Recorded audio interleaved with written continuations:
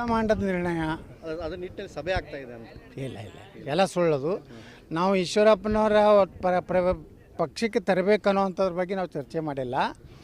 ರಾಜ್ಯದಲ್ಲಿ ಹಿಂದೂ ಸಮಾಜದ ಮೇಲೆ, ಅದು ಹಿಂದುಳಿದವರಿರಲಿ, ದಲಿತರಿರಲಿ, ಯಾವುದೇ ವರ್ಗದವರಿರಲಿ, ಯಾರಿಗೂ ಈ ಸರ್ಕಾರದಿಂದ ಹಿಂದೂ ಸಮಾಜ ರಕ್ಷಣೆ ಇಲ್ಲ.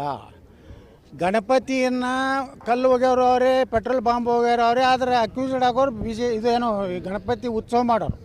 ಆ A1 A32 ತನಕ ಹಿಂದೂಗಳ ಹೆಸರದಾವೆ, 33 ಸಾಬ್ರ ಹೆಸರದಾವೆ. ಇವತ್ತು ಈ ರೀತಿ ಒಂದು ಸಾಬ್ರ ಸಲುವಾಗಿಯೇ ಸರ್ಕಾರ ಐತೆ ನಂಗೆ ವಾತಾವರಣ ಏನಿದೆ. ಅದಕ್ಕೆ ನಮಗೆ ಈಶ್ವರಪ್ಪನವರೊಬ್ಬ ಹಿಂದುಳಿದ ನಾಯಕರು, BJPಯಲ್ಲಿ ನಿಷ್ಠಾವಂತರಾಗಿ ಕೆಲಸ ಮಾಡಿದಂಥವ್ರು. ಅವ್ರು ಯಾವುದೇ ಗದ್ದಲ ಹರಾಮ್ಕೋರಿ ಕೆಲಸ ಮಾಡಿಲ್ಲ. ಪ್ರಧಾನಮಂತ್ರಿ ಫೋನ್ ಮಾಡಿ ಹೇಳಿದ್ರೆ ಶಿವಮೊಗ್ಗ ವಿಧಾನಸಭೆ ಬಿಟ್ಟು ಕೊಟ್ಟಂಥವ್ರು. ತಮ್ಮದೇ ಆದಂಥ ಮೌಲ್ಯ ಅದಾವು. ನಾವು ಹಿಂದುಳಿದ ನಾಯಕರು ನಾವು ಭೇಟಿಯಾಗಿದ್ದು ಕರೆ, ಅವರ ಬಗ್ಗೆ ನಮ್ಮದು ಗೌರವ ಇದೆ. ಕಾಲದಲ್ಲಿ ಅವ್ರನ್ನೂ BJPಗೆ ಬರಲತ್ತ ನಾವೆಲ್ಲ ಬಯಸೋರಿದ್ದೀವಿ. ಆದರೆ ಅಂತಿಮವಾಗಿ ಹೈಕಮಾಂಡ್ ನಿರ್ಣಯ ತಗೋದು ಅದಕ್ಕೆ ನಾವು ಬದ್ಧ ಇರ್ತೀವಿ.